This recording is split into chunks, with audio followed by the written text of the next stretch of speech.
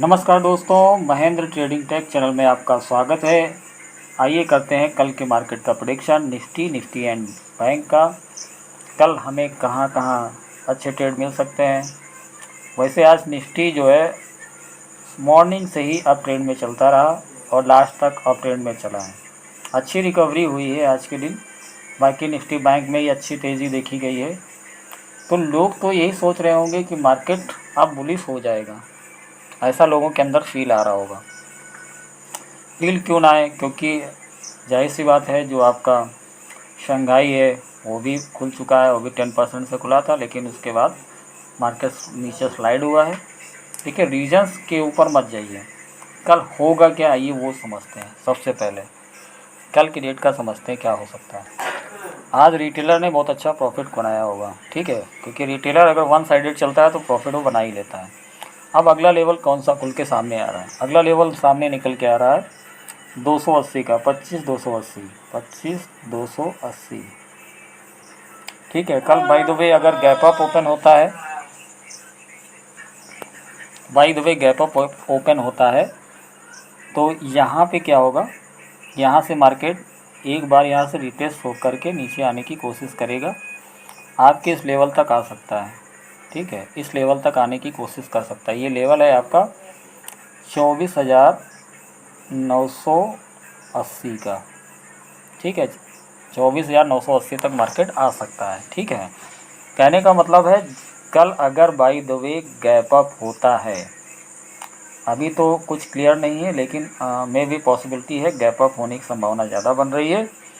तो अगर कल की डेट में गैप अप होता है तो 280 के लेवल से आपको मार्केट कहीं ना कहीं नीचे आते हुए दिखाई दे सकता है। चलिए ठीक है। अब पोजीशन कहाँ पे बनी हुई है आइए इसको समझ लेते हैं।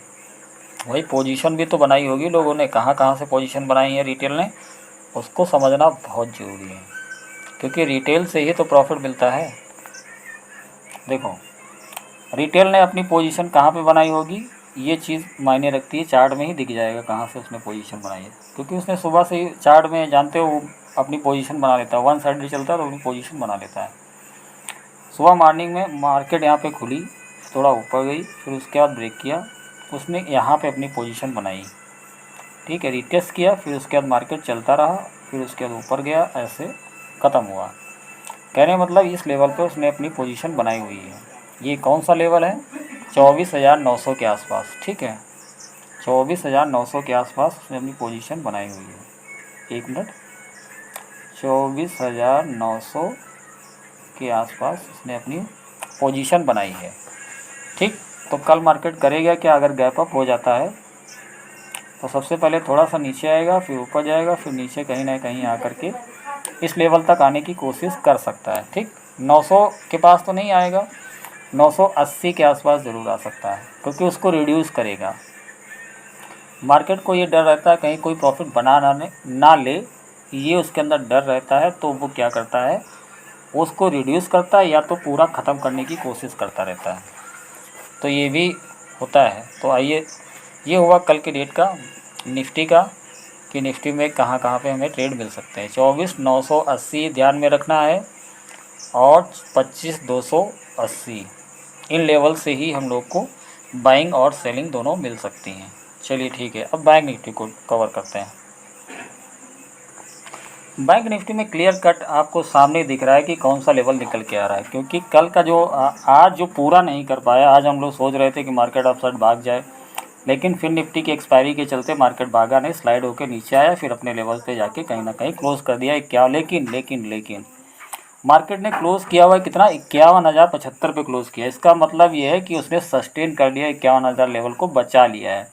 तो मार्केट के लिए अब कौन सा रास्ते खुल गए? मार्केट के लिए रास्ते खुल गए हैं 450, 51,450 के लेवल खुल गए हैं, और एटलीस्ट वो 51,650 तक भी जा सकता है, क्योंकि यहाँ पे ऑर्डर पेंडिंग है। ध्यान रखिए, 51,650 तक मार्केट जा सकता है, क्योंकि यहाँ पे ऑर्डर क्या है, पेंडिंग है। तो पेंडिंग ऑर्डर को एग्जीक्यूट करने मार्केट जाता ही रहता है, और वहाँ पे जा कर के उनको एग्जीक्यूट करके फिर वापस नीचे आ सकता है। कहने का मतलब है कि 650 पे जाएगा तो यहाँ से मार्केट हो सकता है थोड़ा सा डिप मारे, डिप मार के ऐसा कुछ सिनेरियो बना सकता है। मान लिया खुला, फिर थोड़ा नीचे आया, नीचे आके ऊपर जाए, फिर वहाँ से सेलिंग आए, सेलिंग आके नीचे आ सकता है। कहने का मतलब है वहाँ से सेलिंग आ सकती है। और एक चीज़ और है इसमें, अगर मान लिया गैप अप ओपन हो गया समथिंग अराउंड, ये ओपन हो जाता है समथिंग अराउंड 300 के पास, मान लिया 51-300 के आसपास ओपन हो जाता है, तो उसके बाद थोड़ा सा नीचे ज़रूर आएगा, थोड़ा सा 51-200 तक आएगा, फिर वहाँ से सीधे आपको 51-450 और 650 के लक्ष्य मिल सकते हैं। कहने का मतलब है कि वो खुला फिर भागेगा ज़रूर, ठीक है, थोड़ा डिप देके फिर भाग जाएगा, और फिर 51-650 के लक्ष्य आपको मिल जाएंगे, फिर वहाँ से वो मार्केट स्लाइड होगा थोड़ा सा, ये चलता रहेगा। फिर दोपहर के बाद जानते ही सिनेरियो बदल जाता है, रिकवरी कर लेता है जिधर भी मार्केट जाता है। तो ये 2 लेवल याद रख लीजिएगा, बाकी कुछ इसमें ज़्यादा कुछ खास है नहीं। नीचे के लेवल्स में ऑलरेडी कटा हुआ है, सारे ऑर्डर्स कटे हुए हैं, ऊपर के लेवल्स को ही ध्यान में रखना है, क्योंकि मार्केट अब अपना बॉटम कहीं ना कहीं बना चुका है, तो अप साइड में जाने की कोशिश करेगा, क्योंकि ऑलरेडी 2-3 दिन से गिर रहा था ना, तो जाहिर सी बात अप साइड में जाएगा। तो ये वीडियो अगर अच्छी लगी हो, इन्फॉर्मेटिव लगी हो, तो चैनल को सब्सक्राइब कर डालिए। Thank you.